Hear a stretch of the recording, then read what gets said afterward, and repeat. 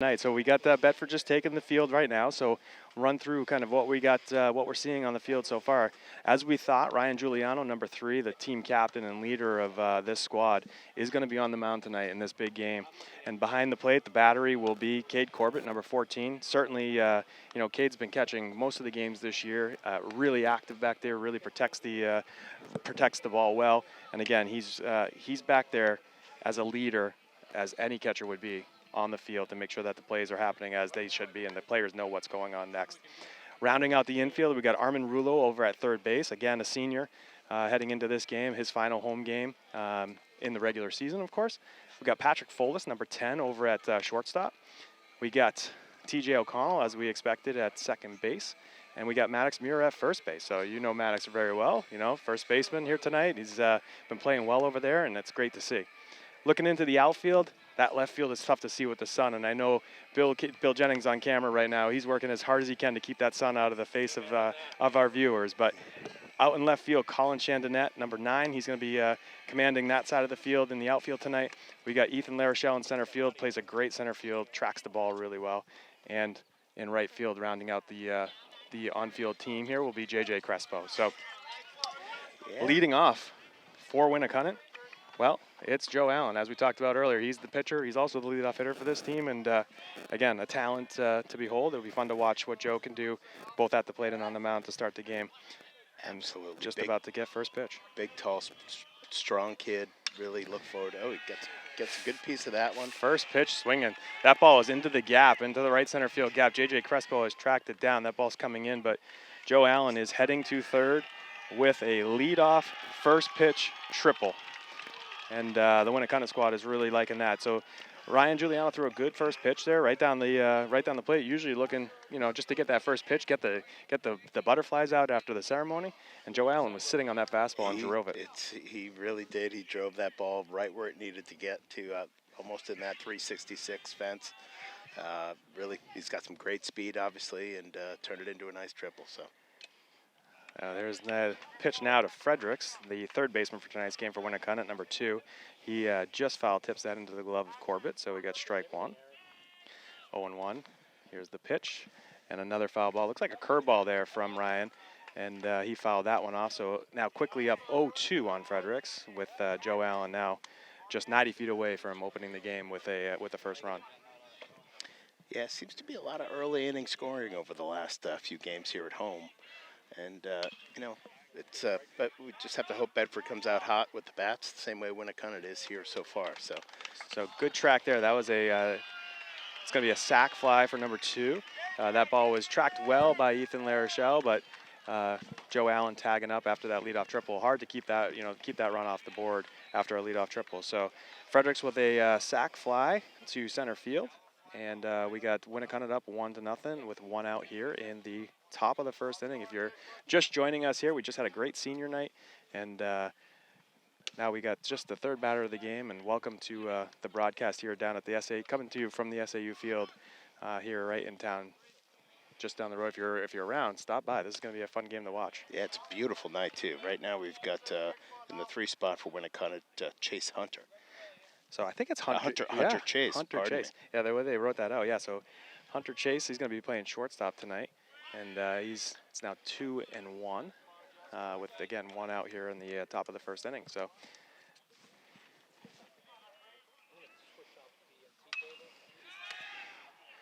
that ball was hit very well, but right at Colin Chandonnet. Great track there by Colin Chandonnet, and we got 2 outs now in the inning with the 4-hitter coming up. It's going to be Bateman, Owen Bateman. So again, we don't know much about this squad. Owen Bateman's going to be playing right field for the team tonight. But one thing you know is usually your 4-hitter coming up is a pretty good hitter. He got some good pop. Yeah, he's a lefty at the plate too. So I tend to like lefties because I'm a lefty myself. So we'll see what he can do here at the plate. Again, 2 outs here. When it kind of jumped on the board early with the sac fly after the triple by Joe Allen. Foul ball over to left field and out of play.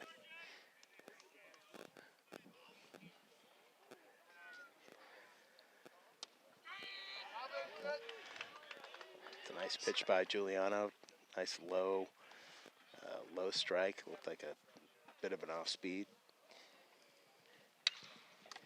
He's got a good lefty swing. That ball was hit well, and Ethan Larochelle is tracking, and he runs into the fence. That ball was off the wall in center field, and that ball was hit far. That is a shot out there. Center field plays 366 here at the SAU field. It starts to cut in a little bit. That had to be hit about 350 is my gathering, or right off the fence? Right off the fence, yeah, at least 350. That was a really well hit ball, and I'm surprised that didn't get out of here. And opposite field for the lefty. I mean, Yeah. he went opposite field with that shot, so He's in that 4-hole for a reason. no doubt. Solid hit. As we said, we expected him to be able to hit. So now we got Zach Brassel up. He's number 8, and he's going to be playing left field for the Winnacunnet Warriors today. We got 2 outs here with Bateman on second. And again, Winnacunnet up 1-0 here in the top of the first, just getting kicked off here. And this is going to be an exciting night for sure. So stick with us and watch some good baseball here down at the SAU field. Got a 1-1 count now on Brassel. That last pitch was, Brassel was caught swinging right through it. Good curveball there by Ryan. Fooled him. That was a really good pitch. And again, Ryan, when he's mixing up pitches and working quickly, he tends to really dominate games. So yeah, I'm sure he'll just settle into this game here and keep these pitches flowing. Without question. Yeah, strike 3. Another nice curveball. Struck out Zach Brassel looking. So when it kind of jumps on the board there after the first inning, a leadoff triple by Joe Allen, a sac fly by Fredericks, and then 3 quick outs. Or actually, I'm sorry, Chase hit a ball to left field, Colin Chandonette. Bateman got a double, and then Brassel strikes out looking to end the inning. So when it kind of up 1-0, we got the bottom of the first inning coming up. Bedford coming up for the first time, facing Joe Allen, and we'll see what Joe Allen brings to the table.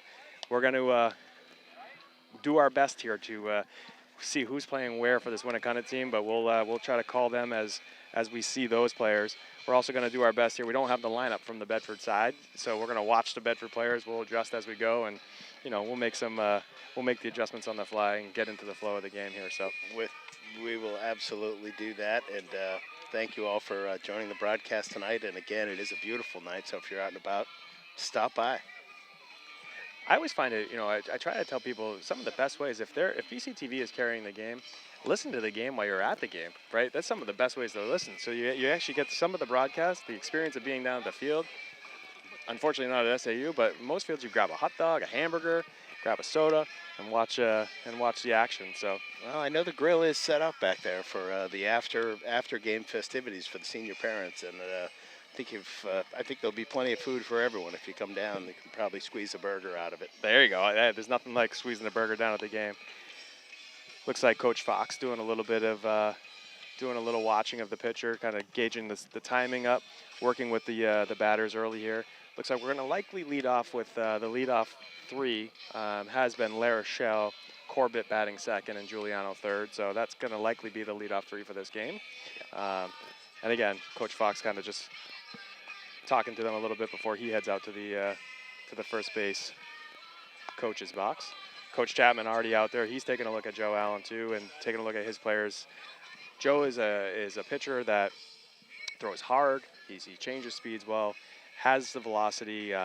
But again, it's just about timing. Get up there with confidence, swing, and see what happens. Good things happen when you swing that bat early in the counts. That's true. Just here in warm-ups, he's definitely got a lot of movement on that curve. Off speed it's going to be tricky tonight, so it's going to be tricky. Let's hope we can time up the fastball. He did look a little wild here. Well, there. He's starting to hone in now. Maybe just getting a sense for the mound, and but he's definitely throwing some good pitches here at warm-ups. Has some velocity to it. I wish we had the gun. It's good. Always fun to see the gun out and see what's going on there. But what I've been told, Wednesday nights can be scout night for these kids, and sometimes you see them down here. In years past, we've definitely seen them here. So, you never. Coach Fox here, just checking in here. Coach Fox wants to see if he can be mic'd up at first base, which could be a really cool thing. We'll have to talk to Bill and Harry about that in the future, see if they can get us hooked up with some coaches' mics. That would be really cool, I'm sure. That would be nice. Coach Fox did some broadcasting often. Coach Fox is multiple sports. Yeah, Coach Fox is a broadcaster at heart, and when you get him into the booth and you have the experience to call a game with him, it's actually fun to listen to. So we got Ethan Larochelle, number 5, leading it off, center fielder for Bedford. He's quickly down 0-2, but again, up there with 2 quick hacks and really looking to put the bat on the ball. Stays off of that pitch, now 1-2. So early on, these kids are, they're into the game. They know this is an exciting thing, exciting game to play against a kid like this. And, he's just another pitcher on the mound. So, and that's fought that one off. Ooh, just foul. He fought off an off speed of some sort, maybe a curveball that was jamming him a bit. Yeah, he pulled those hands in and tried to at least put it oppo and came down just a bit foul. I like it, though. That's again, make him work, right? If you're a pitcher, there's a pitcher that's on the mound. You try to get those pitches up, the count up, and you just any at bat that you can go 4 or 5 pitches. It's a good at bat. Yeah, one thing I've seen already here out of Joe Allen, he really he will pick up that tempo in between pitches. His first few pitches were so quickly so quickly delivered that these boys are really going to have to stay on top of it and stay in the box and be ready. No doubt. And it's a challenge, right? I mean, this is a challenge for these kids. They know they're coming into this. They know what they're about to face, but they're also excited to face that. I think they always want the challenge. And if you're an athlete of any sport, you really want to face the best to see where you mix up against them. So, as Ethan struck out, Cade was going to the box, and they kind of whispered a little bit of something. So they're all working with each other to kind of talk through what's happening and what they're seeing early in the game. Jason, we're back. All right. BNC cable. All right. So we are. Welcome back. We did have some technical difficulties there. Our staff here at BCTV is now we're back up and running live. So welcome. Oh. Kate Corbett just gets hit. So if you're just joining the action here, Winnacunnet went up 1-0. First inning there, a triple by Joe Allen, a sac fly, scores that run, and then Bedford doesn't give up anymore after that. First at bat, Ethan Larochelle was struck out for Bedford. Second at bat, Joe Allen hits Cade Corbett on the shoulder. Cade kind of looked back at his bench and said, "We got this, guys. Let's go," and rallied the troops. So it's one thing about these boys. They like to tell those players after they get hit about the amount of ice they have on the bench. So. That's right. And Cade's a catcher, right? So he's used to getting hit. And that's going to be a pass ball, a curveball that's spiked, and Cade goes to second. And we got a runner in scoring position here with 1 out, and it's a 1-0 count to Ryan Giuliano. Ryan Giuliano hitting .392 this year, leading the team in average, and has 2 home runs, 19 RBI. So he's a guy you want up in a position with a runner in scoring position. That's for sure. Absolutely, Ryan, as he digs in, takes a look. Good pitch there, high fastball. 2-0 now to Ryan Giuliano. Ryan is patient. Again, worked the count in the situations. We did see a little bit of Joe throwing a little bit wild early. So maybe he's still trying to hone in on this mound and the setup here. But that one was a good pitch. Ryan Giuliano heading to the University of Connecticut via Husky, playing D1 baseball himself. So this is the future D1 on D1 matchup right here between these two players, 2 great players. Yeah, and talk about a kid who just loves the game and loves to work at getting better every day. This guy lives at the La Rocca baseball barn, and it shows. He's not only got a lot of natural ability, but he puts in the work, really, that it takes to get to the level that he is going to enjoy next year at UConn. So, really happy for him. And Greg La Rocca, of course, a great hitting coach that has the baseball barn, and as you said, he's worked there quite a bit, and Giuliano's going to take a walk. Joe Allen probably knows, that he's got a runner in scoring position. He's got Ryan Giuliano up. I'm not going to give him anything to hit per se. Yeah. And he gives him with the base open, the walk happens, and now with 1 out, runners on first and second, we got our cleanup hitter, JJ Crespo, at the plate, number 15. JJ's having a good year as well. He's hitting .234 on the season. He's got 5 RBIs and scored 16 runs, so he's definitely been on base. And again, Joe Allen struggling a little bit here to find the strike zone with ball 1. He's just a little bit up on these fastballs, and our guys are definitely being patient at the plate, and it's nice to have two runners on the bags here. So let's see if JJ can bring them in. Oh, a late time there called by the umpire. I'm not sure if JJ called that or who did, but we'll reset. That pitch doesn't count, but hey, on his arm there is a tax there. That pitch did happen. So yeah, JJ Crespo, another example of just a pure hitter who lived in the cage as a kid and still does. I'd drive by that Little League field on any given day, and there would be JJ hitting. His dad, Julio, would be throwing countless balls to JJ, and it shows. Great skilled power hitter. So 1-1 count here with 1 out, and there's the pitch by Allen. Swing and a miss by Crespo. Good fastball there.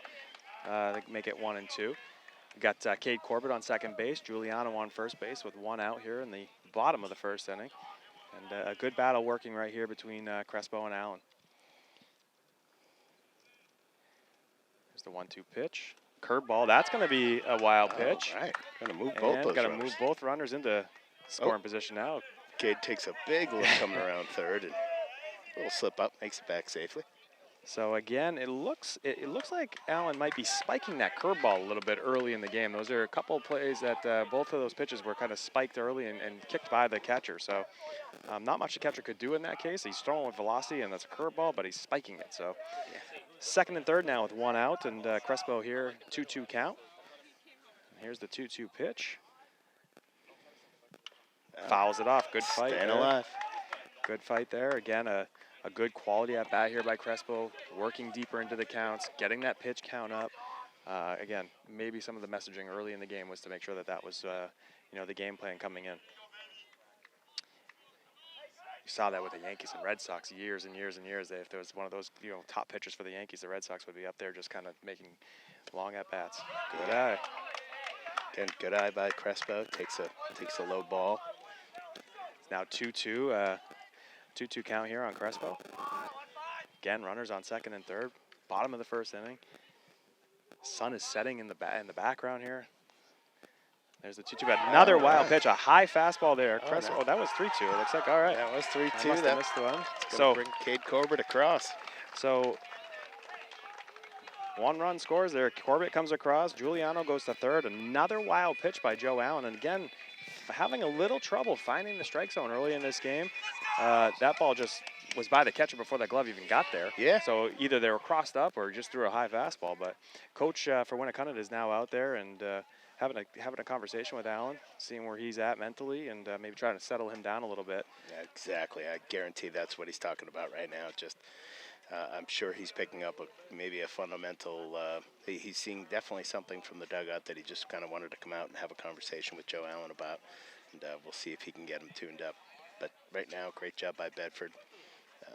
Nice to have this game tied after 1, and right into the backside of the order. We'll see what we can do. So we'll see with 1 out now, runners on first and third. Crespo's got good speed, so again, Allen's bringing some velocity to the plate, so a little bit hard to get a jump. But we'll see what Coach Chapman has up his sleeve. And Maddox Muir now at the plate, number 19, first baseman tonight, and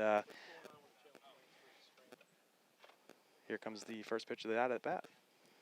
That ball is in the dirt again. So Allen a little bit rattled here early in the game. But again, Bedford doing a good job of holding back and not swinging at those pitches. Maddox hitting .205 this year so far. He's got 6 RBIs, had a big 2-out RBI the other night to win that game for Bedford. And ooh, that was close. That's a good pitch to take, but we'll get a 1-1 count now on Maddox. Looks like so far no movement from Crespo at first base. Looking to make Allen work here a little bit more, and maybe he'll spike another ball and just get it for free. And as soon as I speak, Crespo goes and stolen base. So moves up Crespo into position, into scoring position. No throw. It looks like the catcher bobbled that on the throw. They had a game plan in place. I'm not sure a throwdown was going to happen either way, but we are either way. We got second and third now with 1 out, and again Muir at the plate. 2-1, working the count again. That board looks like it's 2-1. I think it's 2-1. It's 3-1. 3-1. So I missed the pitch again. Yeah. So 3-1 Maddox again. Great eye. Maddox is he's walked this year 7 times I should say, and he's got a good eye and definitely very selective at the plate. And Maddox puts that ball in play. Gets that through. Okay. That gets into the hole, and that's going to score 2 runs. Crespo coming to the plate. 2 RBIs. Maddox Muir with a hard hit single between the shortstop and third baseman. Gets to the outfield. Crespo scores from second base. And Giuliano scores from third. We got now a 3-1 lead here for Bedford early on Joe Allen, has not seen this type of, maybe deficit early in a game like this. Yeah. At least that we know of. Yeah.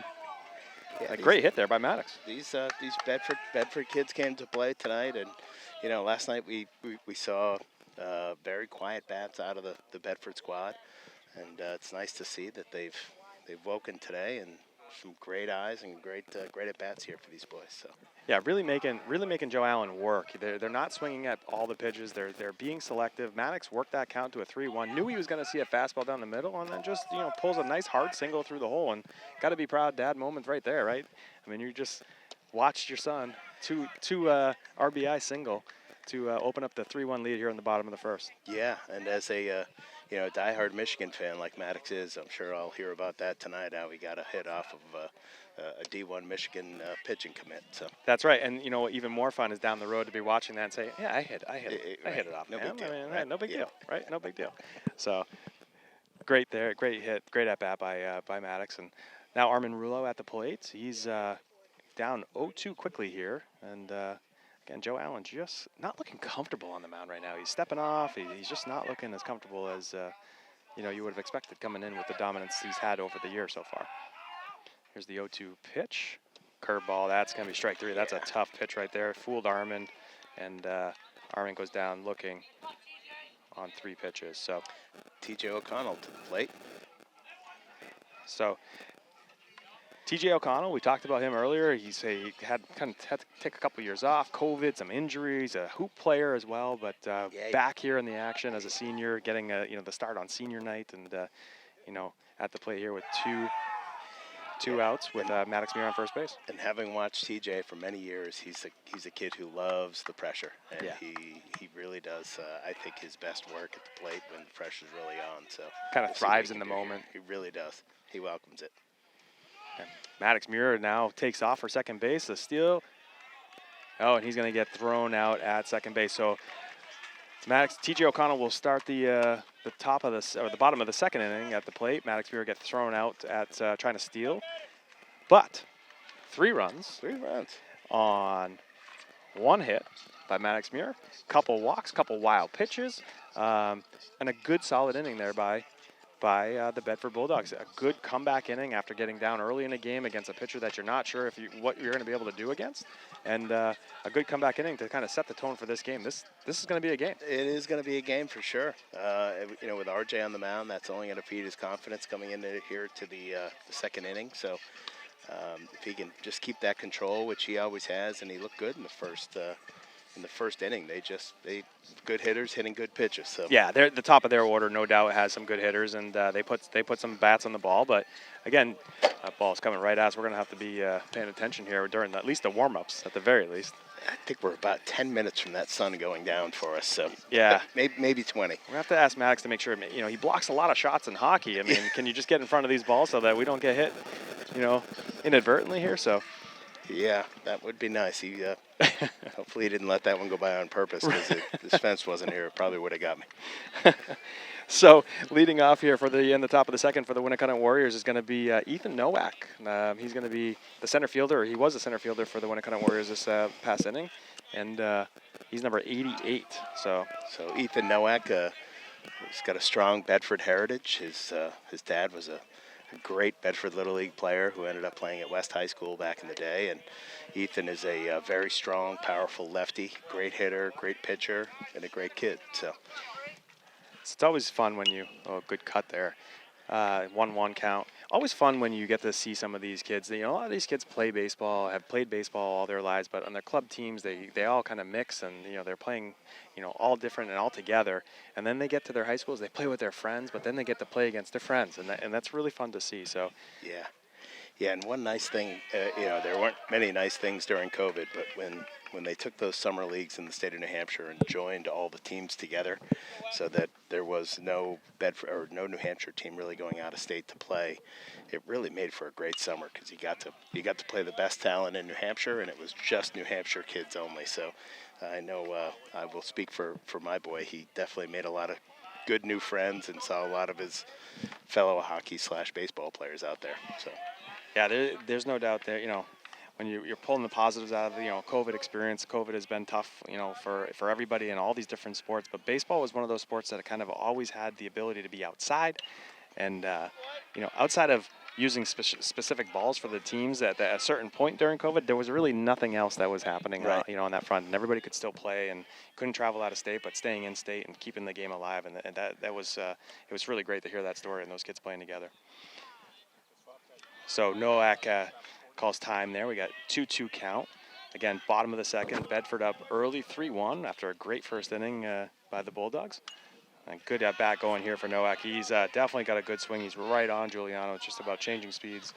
I'm gathering he's going to probably try to go backdoor curveball here. That's the pitch I'm thinking is going. But Yeah, you never know. Yeah, we'll see. Corbett with the call. Oh, He goes back to down. the fastball. Comes back fastball. Down and in, though. A tough pitch to hit. Yeah. But the count goes full now on Nowak. Got Ty Mitchell on deck here, the second baseman. That's strike 3. Yeah, that's a great pitch by Giuliano. Again, keeping the ball low. That was a great pitch. Nice frame by Corbett. Gets Nowak looking. Ty Mitchell, number 3, playing second base today for Winnacunnet. Comes to the plate. Coach Fox brings out a reload of baseballs for the umpire. Yeah. Lots of foul balls here at SAU. Oh. There's not much of a backstop to stop these. So that one, ball 1, gets by Corbett.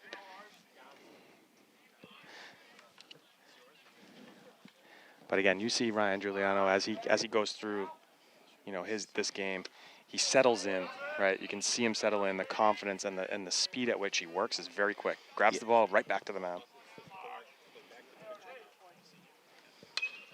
That ball is hit to center field and dropping quickly, but Larochelle with a great diving catch out in center field. Was coming in hard, never gave up on that play, dove forward and caught the ball. Great catch, and that's the second out of the top of the second inning for Bedford, and wow, Yeah, what a catch. He just got such a great jump on that ball right off the bat, and you had TJ O'Connell working out towards it, and you could hear Ethan yell him off and make that diving catch. Great job. Great catch by Ethan Larochelle there. So Gaffney, Evan Gaffney, number 33, playing first base here for Winnacunnet, is now at the plate, and he starts off with strike 1. So 0-1 count here is the pitch. Strike 2, that's another great pitch, and Gaffney not really swinging the bat yet. He's just kind of trying to take this in right now and see what's going on. Ooh, nice pitch there. That was just missed high.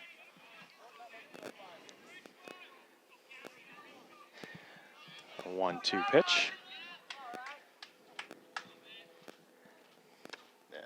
Oh, almost the same spot. Another nice pitch. Tough to lay off Gaffney on that Yep, pitch. That's a tough pitch to lay off. Yeah. Not much you can do with it. I mean, you're either going to pop up, maybe foul it off, but tough to lay off with 2 strikes. There's the curveball.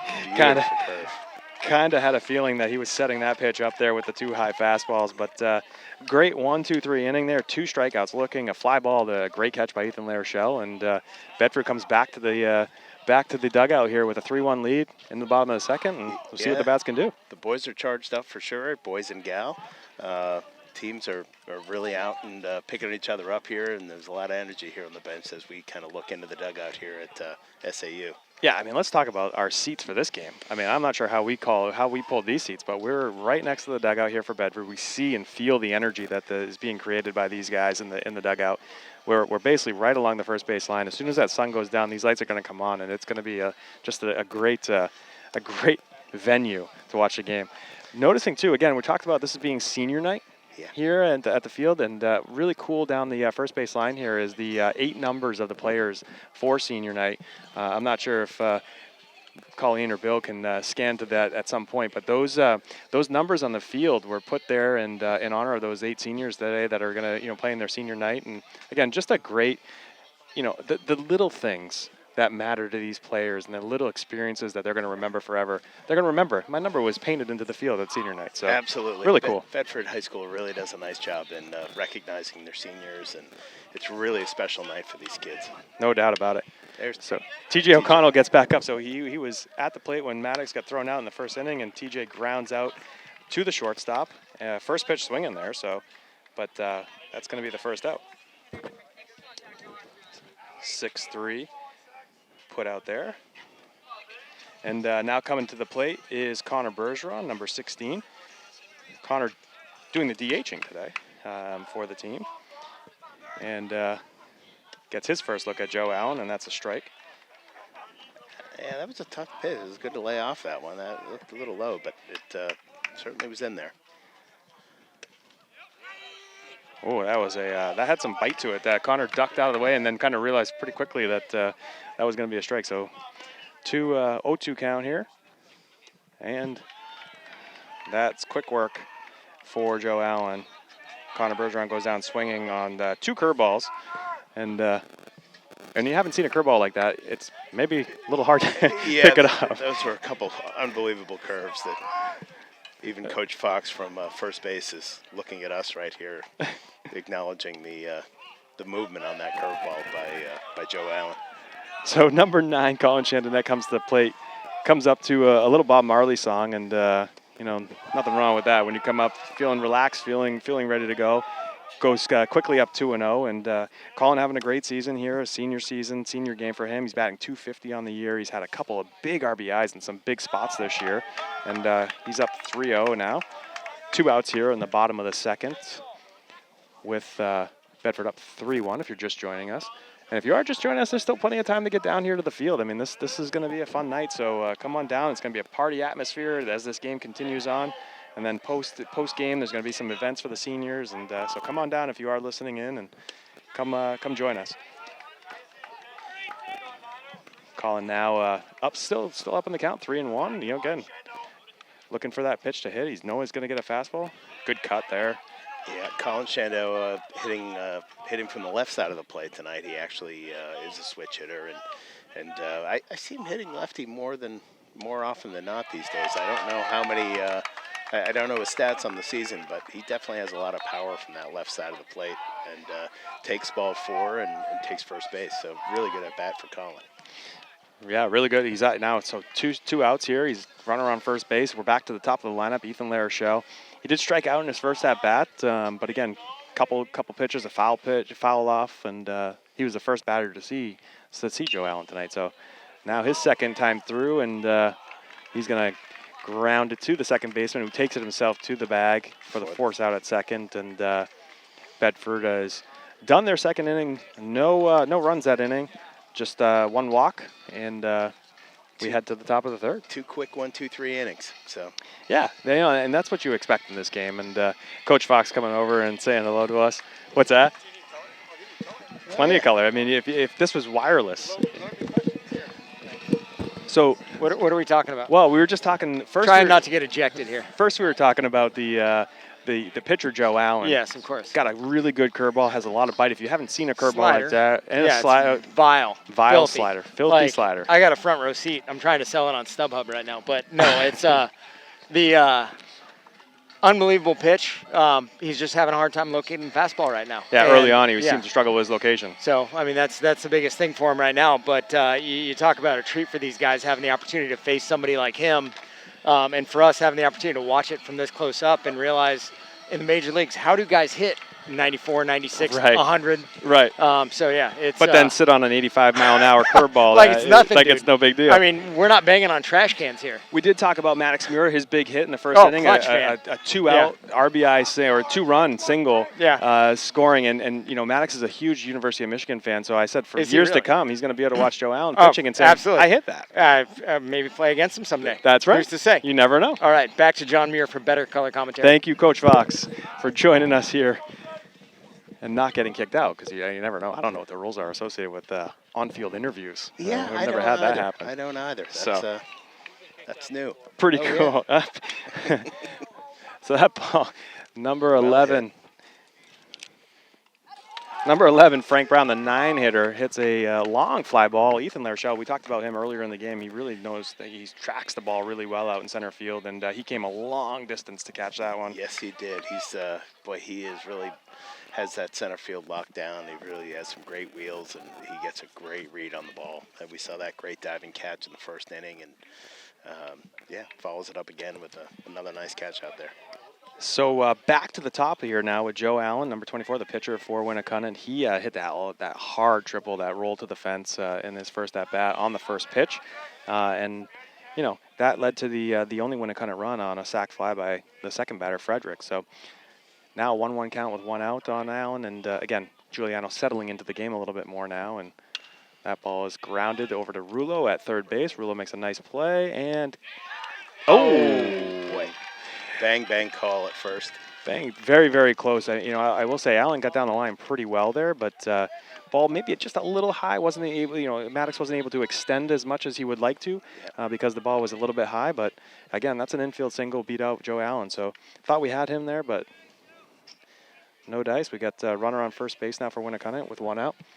Yeah, I have a feeling these boys will be going to the tape after tonight. Yeah, At least maybe one guy I know over there on first base. That's right.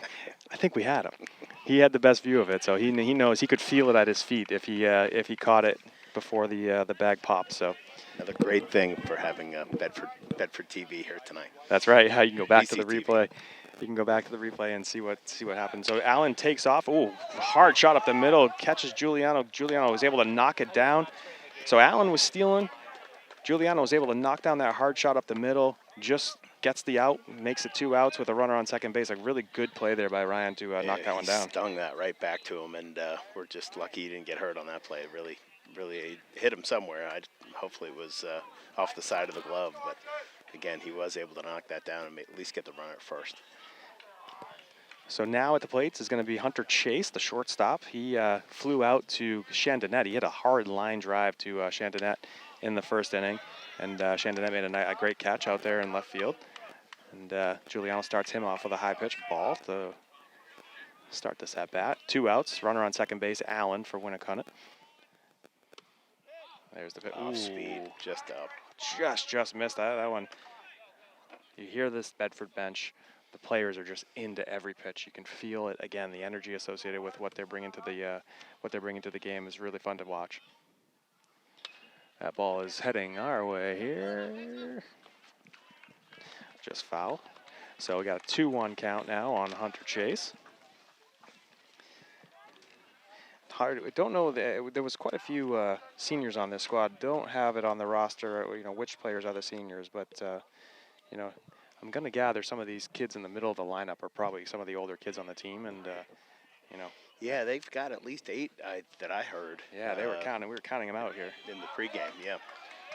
Good pitch there. Now it moves the count to 2-2. Again, 2 outs here in the top of the third inning. Allen on second base. 3-1 lead here for the Bulldogs. Giuliano set the pitch.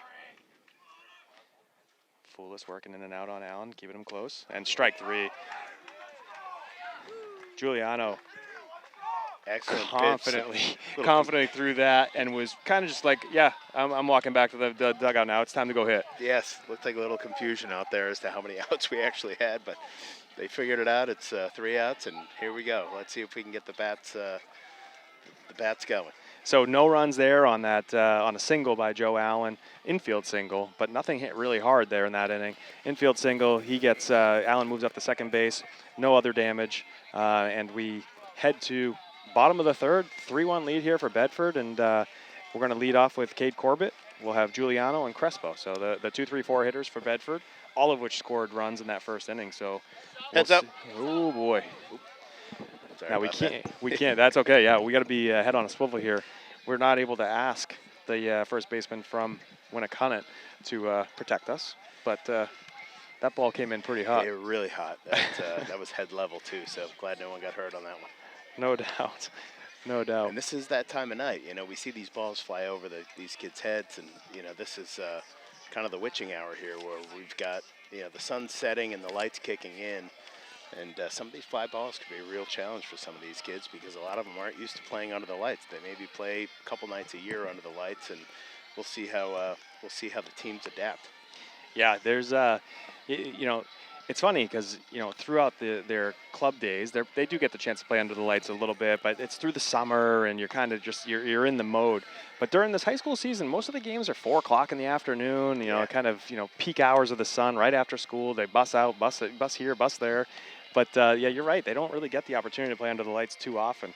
Bedford did get a chance early in the year to play at Holman Stadium under the lights. Lights turned on late in the game, but it was pretty cool. Pretty cool experience there to have that. But again, not many options for them to play under the lights. Yeah, that was a cold night. It's amazing how New England baseball works, right? We go from winter hats and jackets to high 30s to 90s this weekend to a perfect night like tonight. Sometimes in game. In game. Sometimes in game you go from shorts to a sweatshirt or vice versa. I mean, it's kind of crazy. Oh, Cade Corbett, first pitch swinging, drives one up the middle, line drive single for Cade.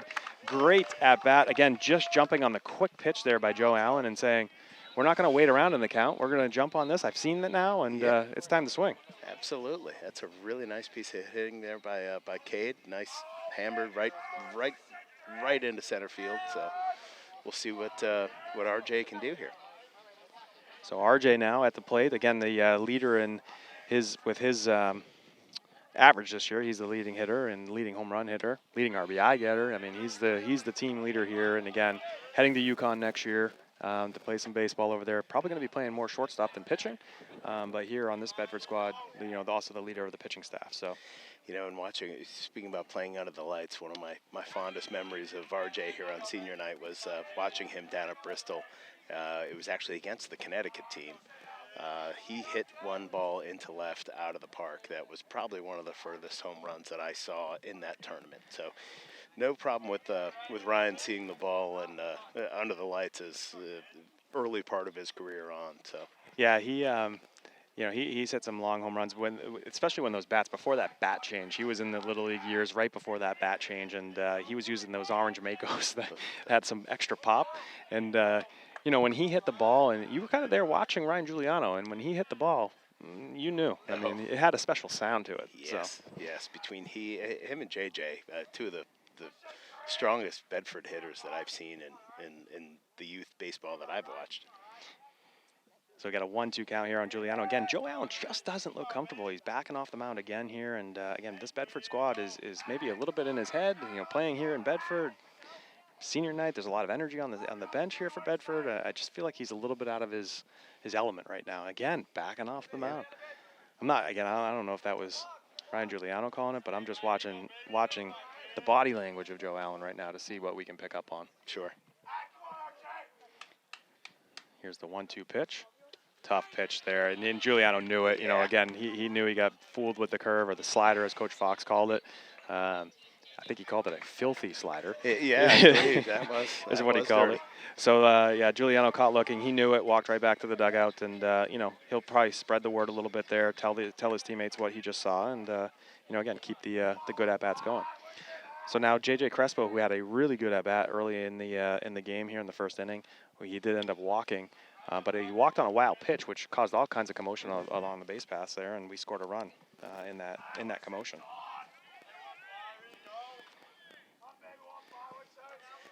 As Coach Chapman calls out the number system, I call it the football rule. He's got a 3-digit coding system that kind of gives the players an idea instead of the typical hand gestures and hand signals that most third base coaches will utilize. He uses a system of coding that I haven't cracked the code, so I got to hand it to these kids that they can look right at their cheat sheet and know exactly what's being called. So yeah, it gives the. Curveball in the dirt there again.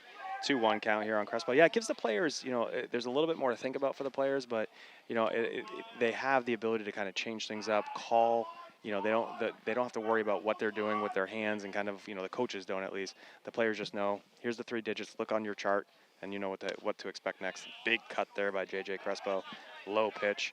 Swings right through it. 2-2 now on Crespo. So you do see you see when teams use that coding system, it's 3-digit numbers, maybe colors and letters and triangles and shapes and those types of things. Corbett takes off, fouled off by Crespo.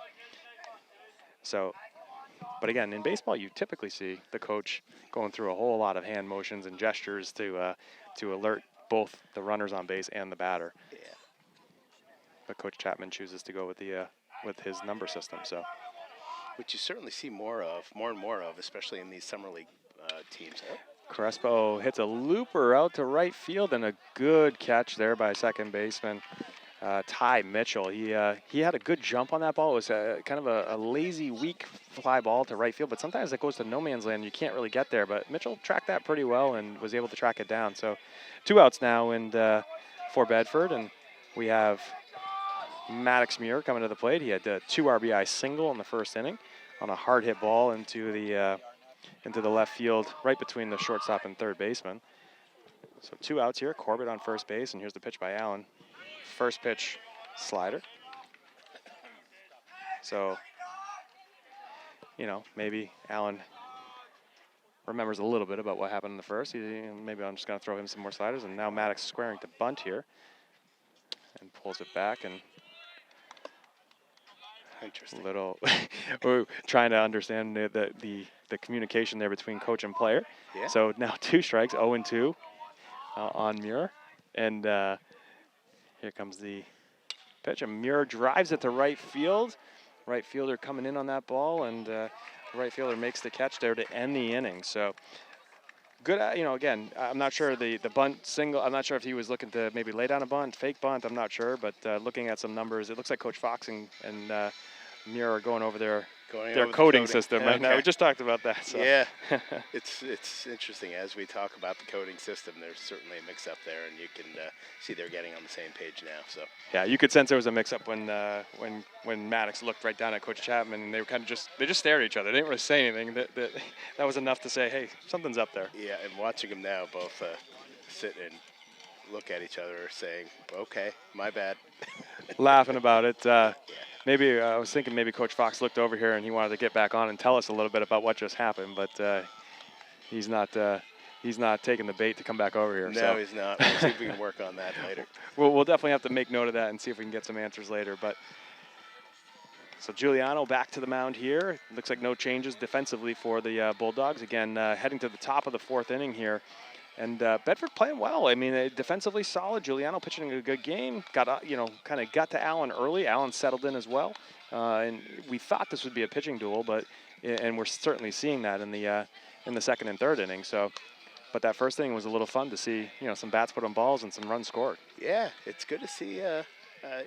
We'll see how Winnacunnet responds with Joe Allen on the mound in a deficit. I'm sure they haven't seen that much at all this year, if at all. So yeah, they're 13-5 on the season. Winnacunnet is. They're 4th in the state right now. So they've had a really good season so far. Bedford 9-7, 10th in the state. Both of these teams, going to make the playoffs. Mm-hmm. Just right now, a matter of seeding. The way the playoffs work is the top 2 teams will get a bye, and then 3 will play 14 and kind of work it down from there.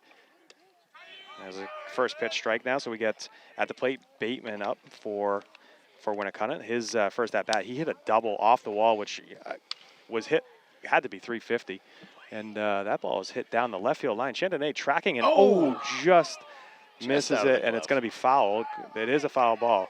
What an effort there by Colin Chandonnet in left field. Great effort, dives, lays out, and just gets a glove on it. Just wasn't able to secure it. So that just popped right in and out of the glove as he was diving, but great effort by Shando. Now, as a batter, you hit a ball that far, you just missed getting a big hit. You ran from he's rounding second. Now he's got to get back into the box, winded. I'm tired just 2 watching strikes. him. That's true. And then he fouls one off there. Yeah, and you can see it. He's winded, right? He's That's winded, tough. He's protecting. He's down 0-2, and he's looking for anything right now. Just we'll see what Ryan gives him here. Again, he had a long double in the first inning that chased. Wow, I'm not sure where that one missed. Yeah, the long ball chased La Rochelle all the way to the fence and hit the fence in the air. Again, somewhere in the 350 range is what we're estimating.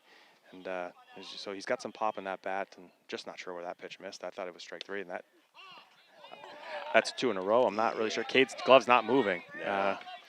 Maybe he's set up a little too far inside. It's kind of hard to tell from the angle we are here. Yeah, no doubt. But 2-2 count now. Bateman working the count. And here's the pitch by Giuliano.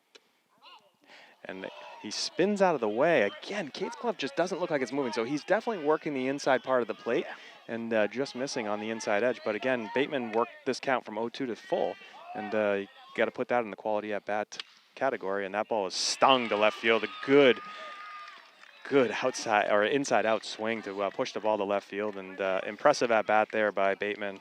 After that long foul ball, he gets a single to left. He's a real smart hitter right here, and you can tell between that first hit he put out there about 350 to this at bat against Giuliano, he really hung in there. So we'll see if we can double him up here. So now to the plate is Zach Brassel. He struck out looking in his first at bat, and he had runners on second base because that was just after the Bateman double in that first inning, I should say. But he ended the inning, and quickly Giuliano gets to him with a strike, so an 0-1 count on Brassel to start. Again, don't know much about these players from Winnacunnet other than their names, their positions today, but we know that they're a pretty old team in terms of their, the seniority on the team, lots of seniors. There's a pickoff attempt from Giuliano over to Muir. Bateman gets back easily. Keeping him close, though. It looks like maybe he has a little bit of speed. I would guess, yeah, he looks pretty athletic. I can see him trying to take off here, but that's a good pitch there by Giuliano. I tell you what, that pitch to the lefty was called a ball. Right. Twice. Yeah. And that pitch to the righty was now called a strike. So, again, hard to see from our vantage point the actual where that ball is crossing the plate, but try to judge it based on Cade's glove and where he's picking it up, and those pitches look good in that at bat first baseman, or that first Bateman. A pitch fouled back by Brassel.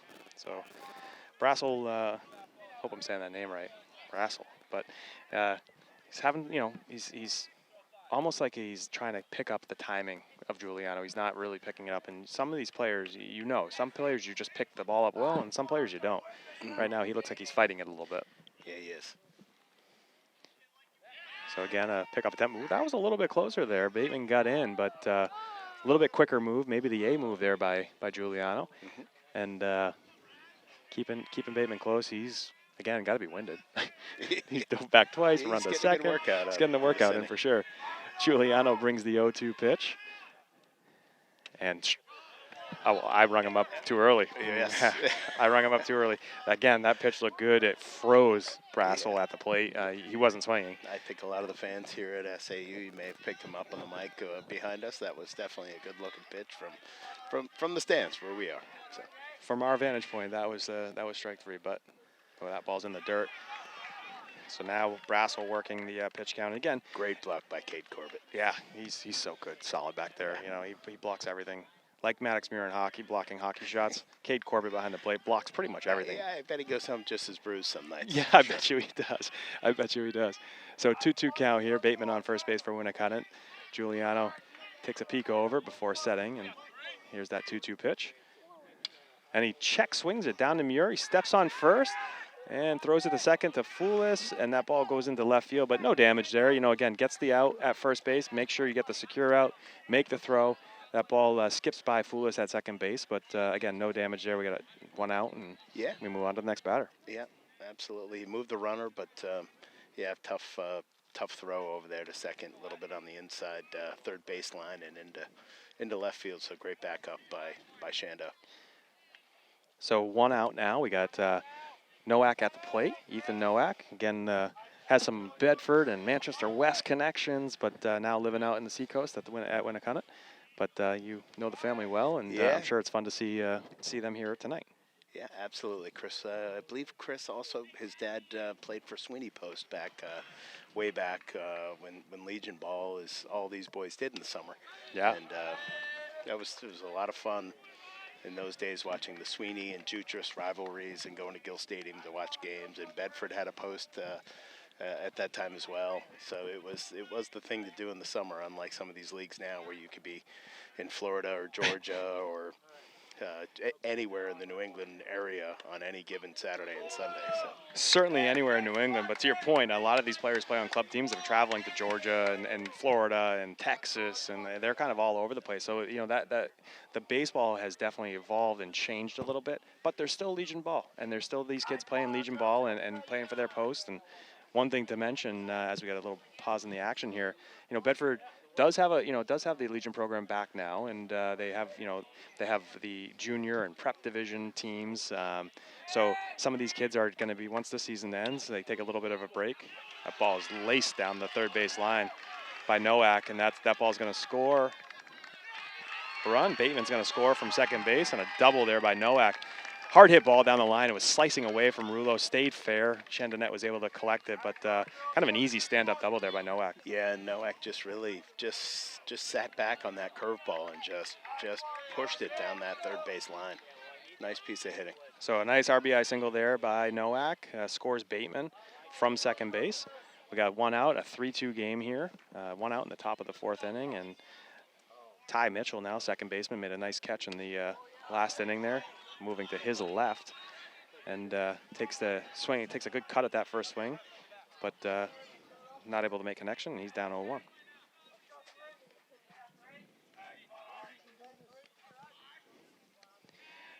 Here's the 0-1 count. Taking a look at Nowak there at second base. That ball turns Mitchell away, and it's 1-1. Just keeping an eye on Nowak. I don't think Nowak's looking to maybe steal third base per se, but he's certainly in the mind of Giuliano, and he knows that that's the game-tying run there on second base, so trying to keep him tight. That ball's popped up, and Corbett is going to make an attempt at it, but that ball's going to get out of play. Just out of play. Corbett was there. I mean, it's a long backstop between home plate and the actual backstop, so he had a long run to get there, but just gets out of play, and Cade's got a lot of hair. He had to move out of his face over there to catch that thing, I guarantee. But he does a nice job tracking that ball regardless. He does. The mask came off right away. He knew that ball was going back. But you're right. There was a lot of hair bouncing around as he's trying to make that play. Yeah, he's the California kid for sure.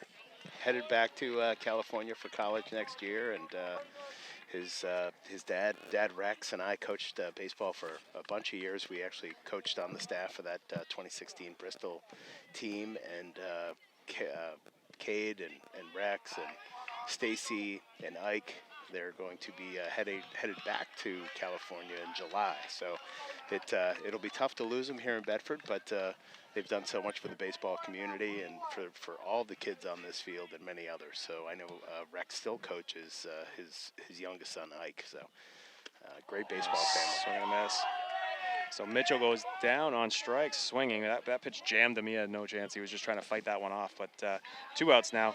Yeah, Cade, great kid. Going to be heading back to, like you said, California. He's going to be attending San Diego State, and he's going to be majoring in business. So, he's going back home, and, that's pretty cool. But he's made a lot of friends now here on the East Coast, and I'm sure he's going to be making some trips back here to Bedford, probably in the summer. Maybe the summer is my guess. Yeah, I'm guessing it won't be in the dead of winter. I don't think they were huge fans of the snow out here on the East Coast. Yeah, it's something you got to adjust to, or exactly. be born into, one or the other. So we got Gaffney at the plate, Evan Gaffney, the first baseman here for Winnacunnet. He struck out looking his first at bat. That ball is a comebacker to Giuliano, and Giuliano flips it to Muir to end the inning. So line drive single by Nowak, scores Bateman from second base. Winnacunnet gets a run in that inning on 2 hits, and we have a 3-2 game heading to the bottom of the fourth inning. Again, runs are going to be at a premium here against Joe Allen and against Ryan Giuliano. So when you're talking about a game like this, a 3-2 game, senior night, excitement, it's building. So stick with us, and I think there's some exciting baseball to finish out this game here. Sure is, and I'd be curious to see what Joe Allen's pitch count is up to. I wonder, if he definitely has had some pretty lengthy innings. So he has. We'll see if we can get a number on that in between now and the end of this inning. Yeah, I'll take a quick peek here at Game Changer and see. Sometimes down here at SAU, the service isn't the best here at this facility, but we'll see if I can sneak an update on Game Changer. It is coming up live here, so let's see if I can grab a pitch count. I will say there's another ball that comes close to us. We've got to keep our head on a swivel. I happen to be panning through the crowd. And so Joe Allen, he's at 53 pitches through 4 innings there, or through 3 innings, I should say. He's faced 14 batters, 33 of those pitches have been strikes. So Okay. It's just getting warmed up. just getting going here. Giuliano on the other side, he's thrown 67 through 4, 46 for strikes, faced 17 batters. So again, pitchers duel, 3-2 game, exactly what you would expect. Both these pitchers are going to go the distance here today for their respective teams. So No doubt about it. all right, Armin Rulo, number 17 at the plate. His first at bat, he was caught he struck out looking. That first one was a curveball that got Rulo. Rulo stings one to the shortstop. Oh, he could beat it out. Good play there. Almost. Kind of a weird shortstop kind of stepped back on that and then had to charge in on it. So Rulo grounds out 6-3. But again, close play and almost an infield single there. Yeah, Armin headed off to UMass Amherst next fall to study civil engineering. And again, he was part of that 2016 Bristol team. And boy, that was a lot of fun. Be great to watch Armin and see what he does in the next chapter of life here. Yeah, no doubt about it. And we got now number 13, TJ O'Connell at the plate. TJ, good at bat in his first at bat. It's now 1-1 count in this at bat. He grounded out 6-3 in that first at bat, but again, he actually had 2 at bats. He was up in the first inning and then came out in the second because he was in the middle of his at bat. There was a throw down to second base, caught stealing. So now 1-2 count here on O'Connell. That's going to be 2-2. He's going to be, we talked about it earlier, but he's going to be heading to the University of Miami studying finance. He's a basketball player and multi-sport athlete for sure. And like you said, he thrives in the moment. That ball is hit hard down the first base. He's going to take it himself. It was hit so hard there was no chance for TJ to get there, and first baseman's able to take it himself. So ground out to the first baseman. 2 outs quickly here in the bottom of the fourth for Bedford, and number 16, Conor Bergeron, comes to the plate. He struck out in his first at-bat on 3 pitches. The curveball, slider, whatever he was seeing there was pretty filthy, as Coach Fox said right after his at-bat. Extremely. And if I'm him, I'm maybe swinging at the first pitch, knowing I don't want to see that pitch again. Right. But that was first pitch strike, and we got 0-1 count on Conor. That's 2. So now you're going to see that, my guess. So don't buckle. Maybe sitting on it and just maybe sitting on curveball here. We'll see. He strikes out swinging on 3 pitches again, and that ball dropped third strike. He's thrown out at first base, and 1-2-3. That's a filthy curve. That again. is. It really That's is. tough. You gotta be sitting first pitch fastball there, and if you see first pitch fastball, swing, and then from there kind of start working the count. If it's out of the zone like Joe Allen was early in the game, that's okay. But those first two fastballs, those are the ones you gotta sit on. That you don't want to be trying to hit that curveball. Yeah. Or slider, as Coach Fox says. I'm going to keep saying that over and over. So just overpowered there in that inning by Joe Allen is the Bedford squad. And we head to the top of the 5th inning. The game's starting to move a little bit quicker here as these 2 pitchers settle into the game. And as Coach, I'm not sure if you guys could pick that up, but Coach Chapman just yelled out to his squad, the 9-1-2 hitters for the Winnacunnet Warriors will be stepping to the plate again. Bedford up 3-2 here, heading to the top of the 5th inning, and Giuliano back to the mound. Yeah, it's with that sundown, it's really turned out to be a nice evening. So if anyone is driving by, it's interesting. As I look around the stands, I had to travel to Pittsburgh for work this week, and I went over to a Pittsburgh Pirates game, and I have to say, I think there's about as many people here tonight as there were at that Pittsburgh Pirates game. Well, I mean, those Pirates haven't been known to draw, the big crowds over the years, and a couple of years they had a couple of good squads, but they tend to sell the farm out. They sell the farm. So I gotta say they've got a beautiful park. I will say that. I had never been to Pittsburgh, and I really got to enjoy myself down there and see some sights. So. Yeah, the view there right along the water. The park is right on the water. The bridges are everywhere. The yellow bridges. It's a really, really gorgeous area down there in Pittsburgh. So Sure is. We got Frank Brown leading off here for the 9-hitter for Winnacunnet. He's 0 for 1. He flew out to center field in his first at bat during the 3rd inning there. He actually had a really good rip his last at bat, and he sent it pretty deep into. Is that correct? Yeah. He hit it to center field. Ethan Larochelle ran a long ways to get it, and he was able to track it down. But yeah, he definitely got some power. Ooh, good, tough curveball there. Yeah, RJ fooled him on that one. Definitely fooled him, and quick work there of Frank Brown in the top of the 5th inning. And we got one down now. Top of the order coming up. Joe Allen, 2 for 2 in the game. Thought we had him there. It was an infield single there to Armin Rulo, his second at bat. But in his first at bat, he laced a triple to the right center field gap that, kind of ran to the wall. And he's a pretty quick kid leading off. So here's the first pitch. He starts him off with a beautiful curveball. Again, the game within the game, you just got to start thinking as these players. At this level, you're not just throwing a fastball first pitch every time. You got to start thinking the game, and as a batter, you're trying to figure out what's he throwing me and trying to guess a little bit.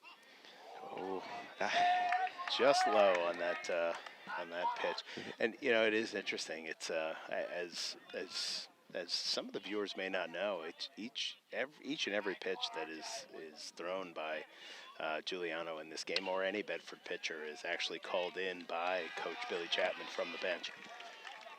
Yeah, not using the number system for that. He ends up just calling pitches and calling locations. Not exactly sure how he gets that information over to Cade Corbett, the catcher. But Joe Allen, again, he now 3 for 3. He hits just a hard ground ball to right field through the first base, second base hole. And he's now 3 for 3 on the game and sits at first base with 1 out.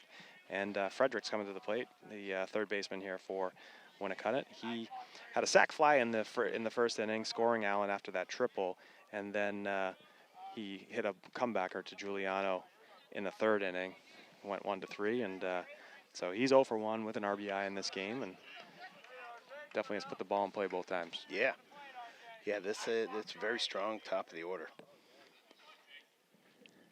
Keeping a good swing there by Frederick. Fouls that one back. Out of play. 0-1. Again, Giuliano knows Allen's got some speed as the leadoff hitter. He's keeping a close eye on him. Maddox and him are going to make sure that, they keep him as close as possible. But he's definitely looking to, exploit any opportunity he can to get to second base. And there's that throw over to Muir from Giuliano. Sometimes those, you're watching these games, what was the point of that, right? Some people will say, what's the point of that throw, right? It's just to keep him thinking and close, so that he doesn't get a little bit too far off the bag and get the chance to steal that second base bag. Yeah, that ball's in the dirt, and that one kicks away from Corbett. It was in the dirt. He blocked it well, but it got too far ahead of Corbett, and Allen's able to take second base. Yeah, hard sinking curveball that just landed just a little bit behind the plate, but great block by Cade. Just bounced too far away to get the throw down. So. Yeah, the difference, if Cade doesn't block that and it gets by him, actually Allen's on third, right? So either way, Allen was going to advance on that pitch, but the block actually keeps Allen at second base as opposed to third. That ball's hit really well right to Foulis with a really great play. Line drive out, but Foulis with a great catch. Foulis is covering second base there, in and out work, and he's trying to keep Allen close to the bag. And in his retreat after as the pitch is thrown, he's in the perfect position to just catch that ball, get elevated a little bit, and make a nice catch. So great catch there by Patrick Foulis, and we got 2 outs. Yeah, that ball was stung on a rope and right at Foulis. And talk about baseball ready. He was there and in the perfect position to make a play on that ball. I'm sure that hitter came back to the dugout telling all the boys over there they just got robbed. Right, exactly. Patrick, a sophomore, playing shortstop here tonight. Usually Giuliano commands that part of the field, but when Giuliano's on the mound, Foulis has been filling in that role and doing a good job doing that. So at the plate now is Hunter Chase. He's flown out to Chandonnet in left field and had a strikeout swinging in the third inning, so 0 for 2 on the day. And now a 1-1 count here, 2 outs, top of the 5th inning. Bedford up 3-2. And Allen on second base. Here's the pitch, fouled off. So 1-2 here on Hunter Chase. So it's interesting to see Giuliano just continue to work. He's pumping the zone. He knows his defense behind him can make the plays. It's just a matter of making sure that he keeps these batters off balance as best he can.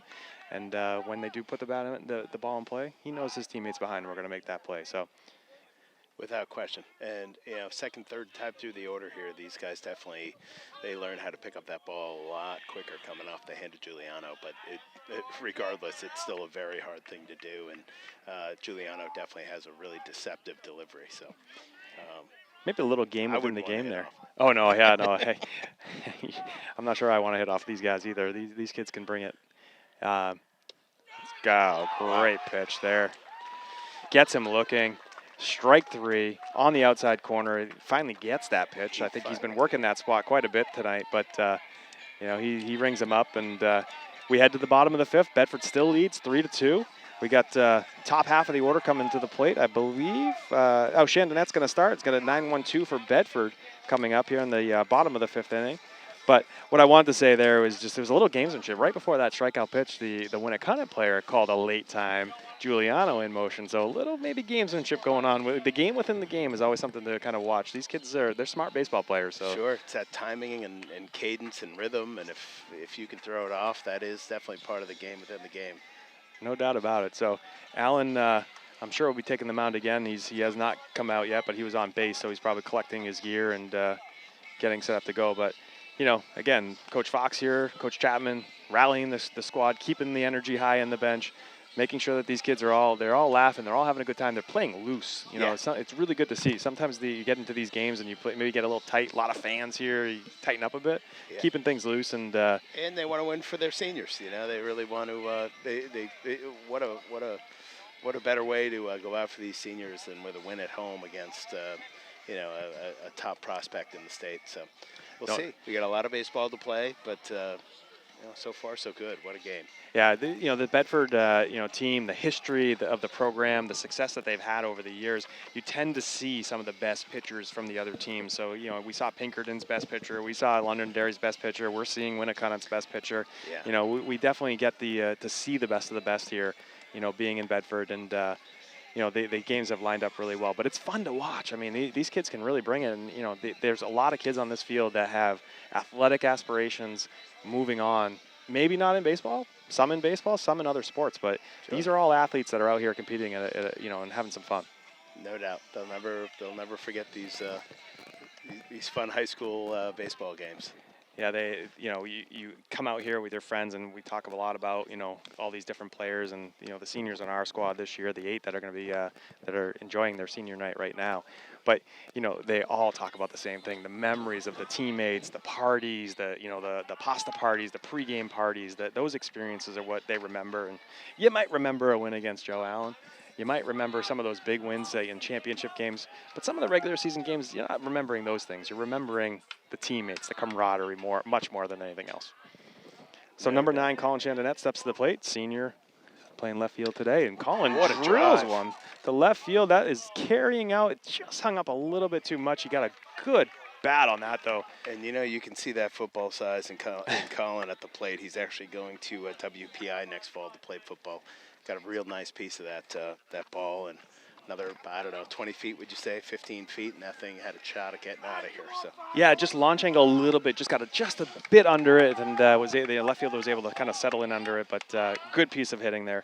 Ethan LaRochelle now steps to the plate, and he's 0-for-2 in the game. He's a leadoff hitter, having a great season. Another senior on this strong Bedford squad.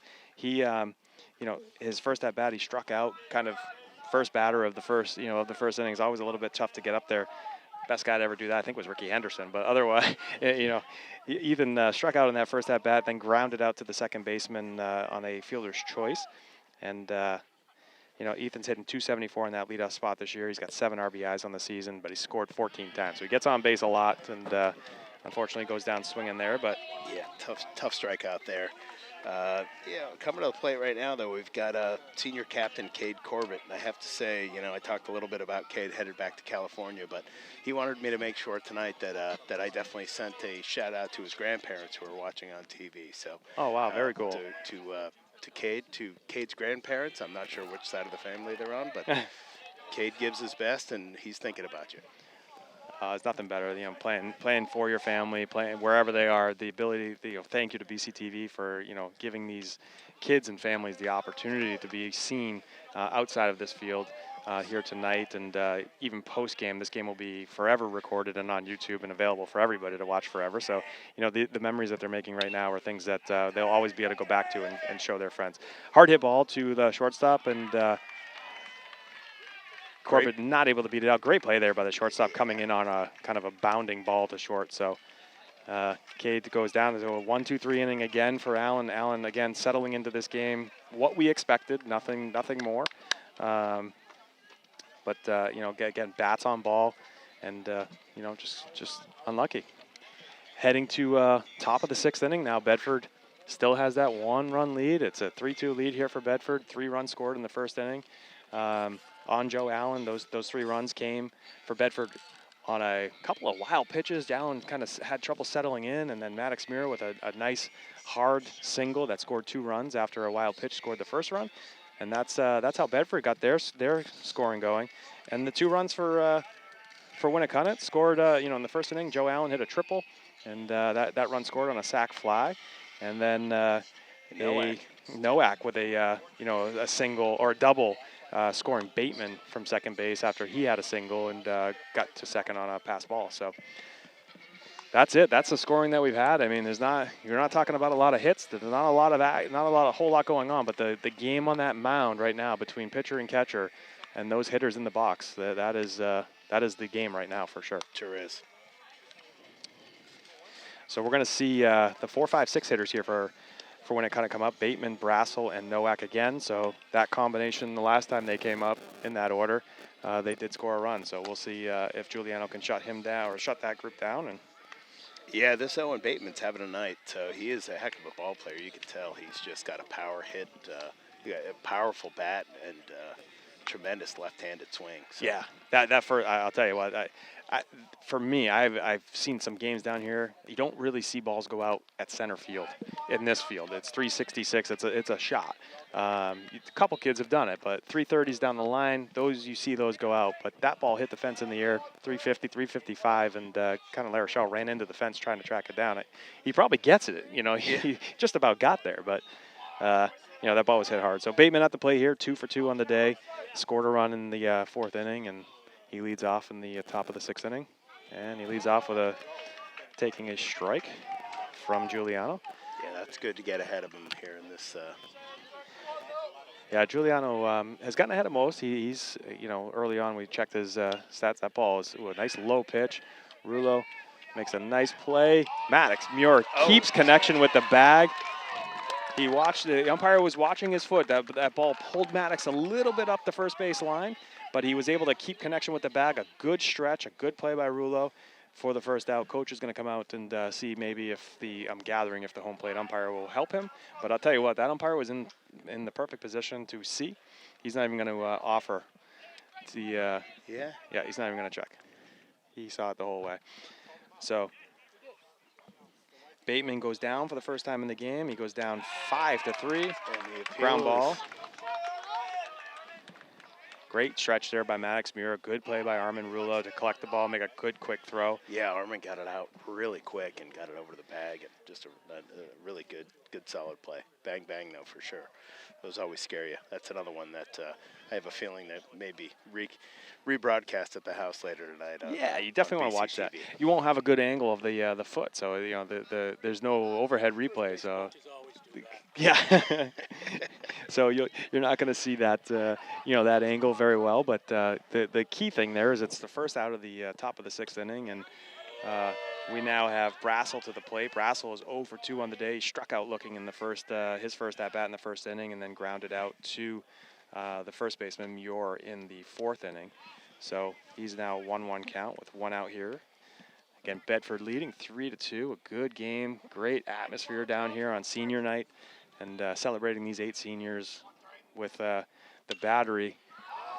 And that ball is popped straight up in the air. A tough play. They cannot see it. Giuliano finally catches it. He finds it and then makes the catch. But that ball was hit a mile high. That was a moonshot, and I could tell Cade lost it. It was great for RJ to come in, call everybody off, and it kind of tailed on him on the way down. And that's another tricky part about playing out of these lights is that it's easy to lose. Especially when it gets up above the lights, right? Like it actually crossed the lights first and then came back down into the lights. You had 3 players converging, Cade, Giuliano, and Muir, all down in that spot. But Ryan Giuliano finally was able to pick it up and make the catch, kind of falling back. I think the ball goes fair. Where he caught it, I think it actually tailed back into fair territory. So if it drops, I think it's a single. Yeah, I agree. That was definitely in fair territory. So Nowak now at the plate. He had the big double in the 4th inning to score Bateman from second base for the 2nd run for Winnacunnet. In his first at bat, he struck out looking. So we got 2 outs here in the top of the 6th inning, and A 1-1 count now on Nowak, but again, already's had to put together a nice at-bat in his second at-bat of the game, so he's picked up the kind of the delivery, third time through. Giuliano comes with the 1-1 pitch. Oh, gets the high strike there. That looked a little high, but gets the high strike call. We'll take it. Being a Bedford fan, we'll take it, of course. I mean, if those Winnacunnet fans are maybe watching this broadcast, maybe not as happy with that pitch, but a 1-2 count now, 2 outs. Chris and Whitney Nowak probably didn't like that call, but Fouled off. Yeah, I'm not. Yeah, they're probably watching from home, or if they're not here at the field, and yeah, they're probably not happy with that pitch for sure. But 1-2 count here, 2 outs. I'm sure they're over there on that sideline with Robin, who still is he's my neighbor over on the corner of Wallace and North Amherst. Ball's roped right at Foulis. That ball kind of ate him up at shortstop. Hit hard, probably tailing into him, and Nowak on the bags again. Nowak's back on the bags. So a good hard single there. And as is the case this time of year, the bugs are starting to come out. Yeah. Here, another difference between doing hockey games and baseball games. You're out here in the elements. And after that pitch, or after that hit, Coach Chapman just wants to get his group of players onto the mound, maybe talk a little bit, and settle them before the Ty Mitchell at bat comes up. Take a quick look at the stats here so far. We'll see how many pitches Giuliano's up to. Sometimes that's an indicator. Yeah, Ryan's thrown 90 pitches now, 64 for strikes. But at the 90 pitch mark, coach is going to start to watch his number and kind of see what his velocity looks like, not trying to overthrow him in any way, but knowing that I'd like to get out of the 6th inning, and if you can stretch him to the 7th, you'd like to see him go to the 7th. Yeah, no, I'm glad to see the mound visit. I hope and RJ's it's got to be tough on these head coaches in close games like this to make that call when to pull these pitchers because they want it so badly. And RJ's such a competitor that he probably wants to stay out there. But knowing RJ as well, he's one to let you know. If he didn't feel it, he'd let you know. He wants to do what's best for the team. So no doubt about it. So 2 outs here. We got a runner on first base. Nowak at first after that single. Ty Mitchell at the plate. He's flown out to center field and struck out in the 4th inning. So Giuliano starts him off with a quick strike. He's down 0-1. And again, coach's visit there just to kind of settle the. Great pitch. Just to settle the team after that hard hit ball, and now Giuliano quickly up 0-2. Maybe the message is, hey, let's just go get this guy. Right. Don't worry about that runner first. Let's go get the batter. He hasn't put a ball in play yet, so let's see what he can do. High pitch. Kind of ate Cade up a little bit. It was interesting to see Cade's reaction to catching that ball. Not sure. Kind of got up into maybe a light, or it caught him a little off guard. Maybe a cross up of a sign. Hard to know. But still made the catch. 1-2 now. 2 outs. Top of the 6th inning. Bedford leads 3-2, and here's the pitch. Strike 3. Great pitch there by Giuliano. After that hard hit ball by Nowak to come back and just strike out Mitchell. Great pitching by Giuliano. And, that now brings his count to, I think it was probably, he has to update, 94-ish. And, maybe we see him in the top of the 7th as well. Yeah, maybe we see him, maybe we don't. Let's see where we are in the Winnacunnet lineup. I believe we're going to go. It's going to be 8-9-1 to come up in the top of the 7th. So that's the 3rd there. So yeah, you're going to have Gaffney, the first baseman, Brown, the center fielder for Winnacunnet, and then you're going to have Joe Allen, who's 3 for 3. So you're going to have to, those 2 batters, the 8-9 hitters, are both 0 for 2 for the day, and then Allen is 3 for 3. So trying to get out of those first 2 batters in that top of the 7th is going to be important, and then work, with a 2 out, hopefully with 2 outs. So far the pitching line for Giuliano in the game, he's thrown 6 innings. He's given up 7 hits, 2 runs, both of those earned, and he's got 8 strikeouts on the night. So he's thrown 94 pitches, like we said, 67 for strikes, faced 25 batters so far, and really, well pitched game for Ryan. And he's, I know, to your point, being the competitor he is, it's senior night. He wants to finish this thing off. Without question. So Joe Allen on the mound for Winnacunnet. He's thrown 5 innings so far, given up just 2 hits, 3 runs, 3 of them earned. He's given up 3 walks, has 6 strikeouts on the night, and most of the damage again done by Bedford in the first. Well, all the damage by Bedford done in the first inning. Some wild pitches, some action on the base pass, and then a hard hit ball by Max Muir, scoring 2 runs to give Bedford that 3-1 lead in the first inning. Now 3-2 lead in the bottom of the 6th. And Giuliano steps to the plate there. First pitch, kind of just waves at it, maybe fooled right off the bat. Fooled a little on that for sure. It's just it's great to see these 2 top baseball players and the top players in the state just head to head right now and going at it all night. It's really been tremendous. Yeah, no doubt about it. And 2 strikes on Giuliano here. Oh, strike 3. That's that filthy slider. So 3 pitches there. Giuliano goes down on 3 pitches swinging. That's his 2nd strikeout of the game. He did get a walk in the first inning and scored a run. So you got Crespo coming to the plate now. He walked as well in that first inning, part of that first inning rally. And then he popped out to the second baseman. Second baseman Ty Mitchell making a nice play on a Crespo blue pit. That ball stung up the middle. Hard ground ball. Single by J.J. Crespo. Great at bat. First pitch swinging like we talked about. Hard hit ball into center field. And Crespo takes his spot at first base after that hit. And Maddox Muir now comes to the plate. Again, we've talked about it a few times, but a great RBI single, or 2 RBI single in that first inning with runners at 2nd and 3rd. Yeah, we'll see what Coach Chapman elects to do here in this spot. He's not afraid to try to lay a bunt down and move that runner. It's such a tight game. You just don't know what's to come here. So first pitch took a strike on that filthy. That looked more of a changeup than anything else, but. Most of the pitches are filthy. That's filthy. what we figured out. Ooh, again, I love it. I love it. We talked about this again. So the game within the game, the players taking control. Maddox calls time out there, not feeling something's not right in that timing for him. So he calls time, and Allen forces Allen to step off. So 0-1 pitch here coming to Muir. Again, Steps off the bag. Steps off. He's game within the game, game within the game. I love it. They're thinking the game too, and that's all part of this. They're what am I going to throw? Where do I want to throw this? What has this batter done? They know this in game intuitively, so that they're making adjustments on the fly. There's J.J. Crespo, a little delayed steal, and he's safe. He's safe. Wow. Okay. So Crespo got a little far off the bag. I'm not sure if that was a set play or not, but Crespo got a little far off. The throw comes down to first base. Crespo immediately breaks for second, so maybe a delayed steal there. And Crespo takes second base. 1 out now. The pitch was, I believe, it was a ball in the dirt. It was a ball. Actually, it was high.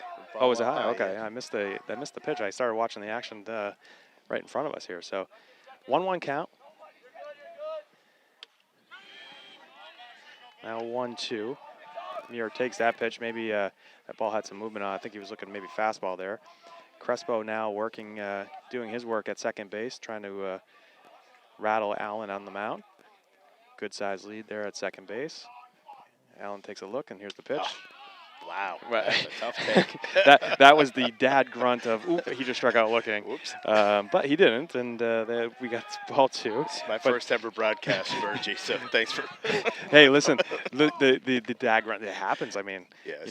this is what we're dads first, right? And we're here broadcasting happy, and that ball was hit just like in the first inning. That's going to be a single, and that's going to, Crespo is being sent home. Good throw by shortstop, and he's going to be out at the plate.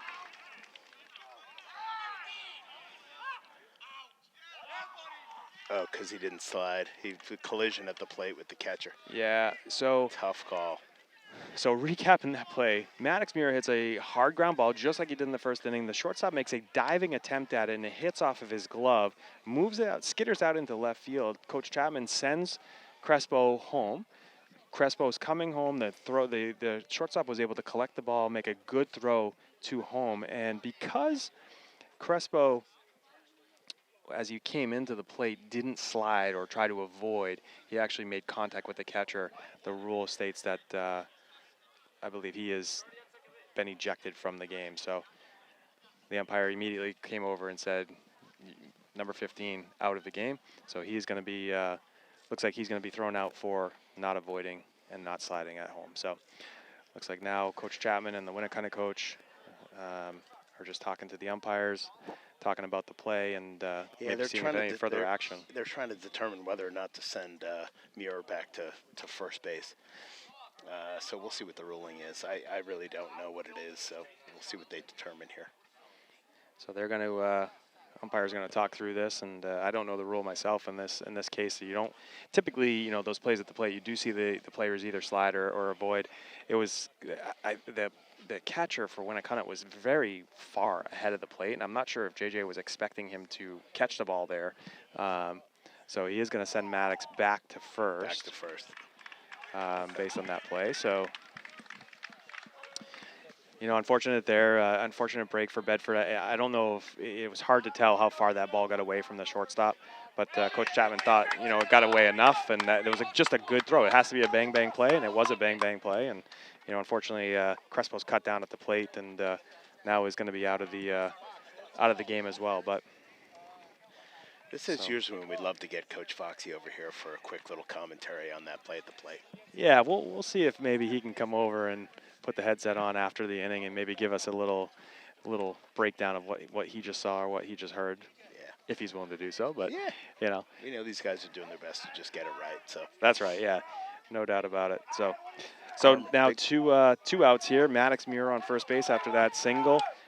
JJ cut down at the plate. JJ Crespo cut down at the plate, so the game's still 3-2, and Armin Rulo steps to the plate, takes a first pitch strike. Armin struck out in the first inning looking, and then grounded out shortstop to first base in the fourth. So his third at-bat of the game, 0 for 2 on the day so far. Settles in. Low pitch there by Allen. And Allen, getting up there in pitches as well. He's at 80 now, 55 for strikes, heading into this at-bat. And 1-1 count now. And Muir goes. And the catcher throws from his knees. That ball, I thought that ball might have gotten into the outfield, but Max Muir steals that bag. It's that blazing speed. That blazing speed. Yes. He gets from his mother. So Maddox stands at second base now.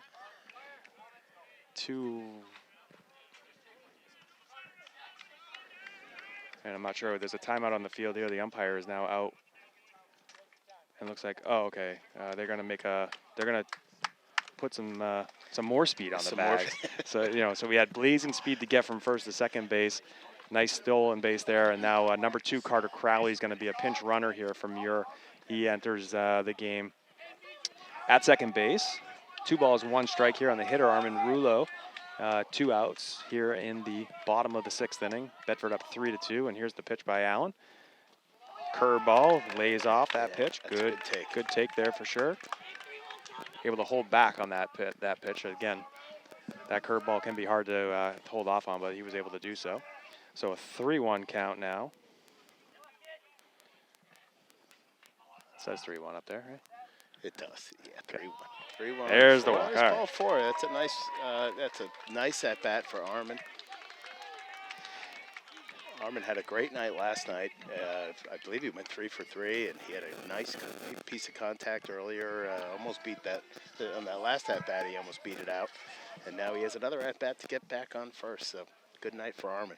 Good night for sure, and it's good to see again a senior. He's done so much for this program, so much in Bedford baseball, and great to see him have a good, solid end of the season. We had a good look at that pitch, but TJ, he did not break the play in there, so it was a good call. Good call for sure. 1-0 count here on TJ O'Connell. TJ grounded out to shortstop in his first at bat, and grounded out to first base in his second at bat. And here's that time called. Step out of the bag. Yeah, the gamesmanship. And as you said, he thrives in these moments, right? 2 outs, you got a runner on second base. You're in a 1-run game, so a single here to score a run would be a huge moment. And TJ thrives in this. So let's see if he can produce. That's a good. That one had a little bit more behind it. It felt like, we've seen Joe Allen throw some good hard pitches all night long, and that fastball seemed to have a little extra. Yeah, it did. A little extra elevation on it as well. For sure. So we got the 1-1 pitch. Curveball, way to lay off that pitch. Good take. Again, Allen working through. He's at 85 pitches.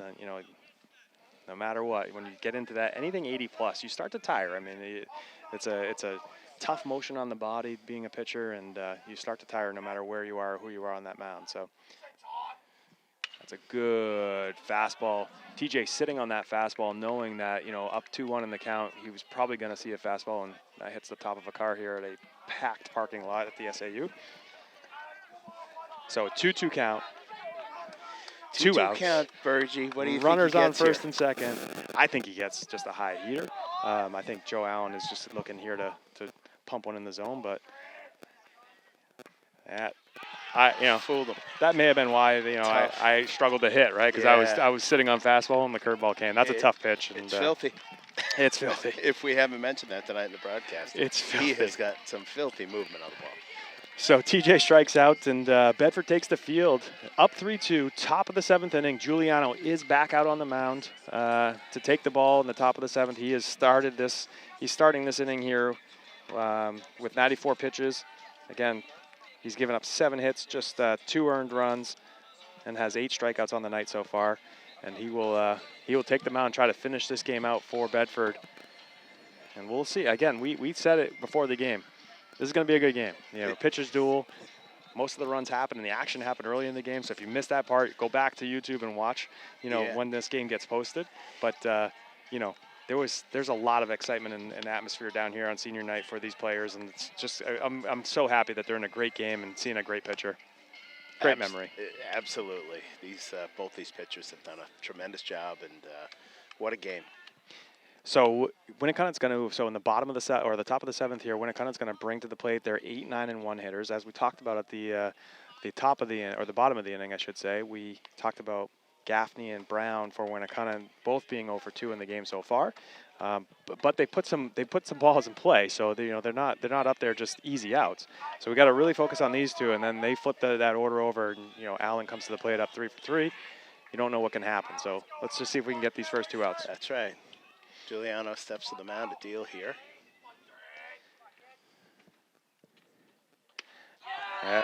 And you talked about being the competitor that he is. That, like we talked about Allen in the last inning, there was a little bit more velocity. That pitch had some more velocity. That's a little bit of an amped up pitch there for sure. Another good, solid pitch. Solid fastball. So he's feeling it right now. He wants this game. He wants to make the have this senior night end in grand fashion with a victory. So but he's focused right now on making sure he finishes his job. And another time. Giuliano and Corbett maybe crossed up there, or Giuliano wanted to throw a different pitch, but they were communicating a little bit within that before that pitch happened. And that ball is hit down the right field line. It's going to be foul. So still 0-2. So just of note, a little bit of a change. Maddox Muir back in for the pinch runner Carter Crowley. And in right field now, J.J. Crespo being ejected from the game for not avoiding or sliding at the plate. Dominic Tagliaferro takes his spot in right field. And that'll be the defensive changes for the Bedford squad in this inning. Looks like Winnacunnet sending a pitcher out to... They're sending Nowak to warm up, the lefty. No, and there's strike 3. Strike 3 for the first out. Great pitching there by Giuliano. We talked about getting that first and second out. He does the first part of that by getting the strikeout there on Gaffney. That brings Frank Brown to the plate, the DH for the Winnacunnet Warriors tonight. He flew out to center field, a long fly ball where Ethan LaRochelle tracked it down. In the book, it's an F8, but I'll tell you what, that was a hard hit ball. And then he struck out in his second at bat, so he comes up 0 for 2. And Giuliano deals the first pitch, and that ball is hit hard on the ground. Over to TJ O'Connell. TJ makes a good play. Maddox, and there's 2 outs quickly. So doing the work we talked about being the key, getting those first 2 outs were going to be important. Brings up the top of the order in Joe Allen. He's 3 for 3 on the game with a triple and 2 singles. But now 2 outs. Giuliano is at 99 pitches, 71 for strikes, and he faces, a batter that he hasn't been able to get out just yet, and it would be great to end the game on a batter you haven't gotten out. Yeah, there's no doubt Joe Allen picks up the ball so well, and we'll see what Giuliano brings here on the first at-bat, and he has been pumping fastballs this entire inning. The velocity is up. Yes. And it comes with just that little extra push here. He knows what he wants to do and how he wants to complete this. And 0-1 pitch now to Allen. Giuliano sets, gets the sign from Corbett, and here's the pitch. Oh, Okay. All right. Yeah. Well, Joe Allen wears that one. Just grazes his left arm, it looked like, and he'll take first base. And now Jake Fredericks will come to the mound. Tell you what, it did not get much of his arm. No. It landed in Corbett's glove. It definitely didn't deflect anywhere, but the 100th pitch of the game for Giuliano ends up grazing Allen. Allen at first base now. 2 outs. Top of the 7th inning. Bedford leads 3-2. Yeah, Fredericks comes to the plate. Puts a lot of pressure on Jake Fredericks here to make a play, and we know Joe Allen's very, very good under pressure, and we'll see if what Jake can do here. And I think Ryan is seeing fastball right now. Gets ahead of him actually with a curveball for the first strike. So he fouls that pitch off, and Fredericks had a sac fly in the first inning. He scored Allen in that first inning on a sac fly that was hit to center field. Then he grounded one back to the pitcher, a hard hit ball back to Giuliano, and then he hit another hard hit ball that was right at Patrick Foulis in the 5th inning. So he can hit the ball. I mean, he's put the ball in play hard every time. So these 1-2 hitters have been very, very productive for the Winnacunnet Warriors. Straight through 1 through 4, really strong. 1 through right 6, through really. Ethan Nowak, yeah, absolutely. So Giuliano now up 0-1 on Fredericks, and here's the pitch. Oh, in the dirt, strike 2, and that one gets away from Cade. He couldn't really find it, so Allen takes second base, but he's Giuliano up 0-2 in the count. Allen now at second base in scoring position. 2 outs. 2 outs. Top of the 7th inning, 1-run lead. It's just, what else would you ask for? Couldn't draw it up any better. You really couldn't. So Giuliano just settling back in now, taking a second, getting the sign here from Corbett. 0-2 pitch. Fredericks really hasn't looked good on the curveballs. I'm not sure if he goes back to curve and and a great catch there by Patrick Foulis to end the game. That ball was hit hard again by Fredericks. He's hit 2 balls to Foulis tonight, and Foulis made both the plays, but a great catch, a great ending to this really good game. What a terrific game that was, and it's so great for these seniors. And what a way to end senior night, to go out in the last home regular season game with a win against a top prospect and a great team in Winnacunnet. So, just a tremendous effort by the Bulldogs tonight, and these kids and parents should be real proud. Yeah, congratulations again to this Bedford team on a huge win. Just wrapping up some of the final pitching lines here. Joe Allen finishes the game with 6 innings pitched, giving up 4 hits, 3 runs, all of them earned, 4 walks and 8 strikeouts. Unfortunately, taking the loss in that effort, giving up those 3 runs. For him, at least, unfortunate, but not for these Bedford fans. Ryan Giuliano, though, outpitched him. 7 innings pitched. He gave up 7 hits, 2 runs, both of them earned. 9 strikeouts on the game. Really, really dominant performance and a really composed performance here by Ryan Giuliano. Again, senior night here. What a great game. We remember, thank you, the seniors, Daniel O'Connor, Ryan Giuliano, Ethan LaRochelle, Colin Chandonnet, TJ O'Connell, Cade Corbett, JJ Crespo, Armin Rulo, all of which provided so much excitement and fun for this Bedford baseball program, right from Little League all the way through this senior night here, finishing in grand fashion with a 3-2 victory over a really strong 13-5 Winnacunnet team. Heading into the playoffs, this is a big, big victory for Bedford. Yeah, excellent night, and I couldn't be happier for all the boys on the team, and Maggie, of course, all the boys and gal on the team. I got to get used to saying that. That's right. It's a terrific effort, and I also want to thank you, Bergie, for having me on the broadcast. I've never done this before, and I was kind of voluntold, but I'm really happy to be able to do it with you. And you're a legend in Bedford broadcasting. Oh boy, I don't know about that. And I think you broadcast just about everything between you and Tempesta, and so I really enjoyed it. Yeah, thanks for joining me. I'll get a good ribbing for it from my kid, but I really had a fun time. So thanks for joining me tonight. And, again, thank you to BCTV, Bill Jennings, Harry Kozlowski, Colleen, all the work that you guys do for this community and bringing these games to our fans here in the community and fans out there all around the world, including Kate Corbett's grandparents tonight watching from somewhere. Oh, we have players. We have viewers all over the country. So great experience here. Great fun. Great night. 3-2 victory for Bedford. Bedford now, 1 more game left. Both of these teams have 1 more game, and then they head to the playoffs. Both of these teams will be playoff bound, and it's going to be some exciting baseball to be ahead of us here in the month of June. It's going to be fun to watch. Thank you, everybody. Great night here down at SAU Field, and we'll see you at the next game.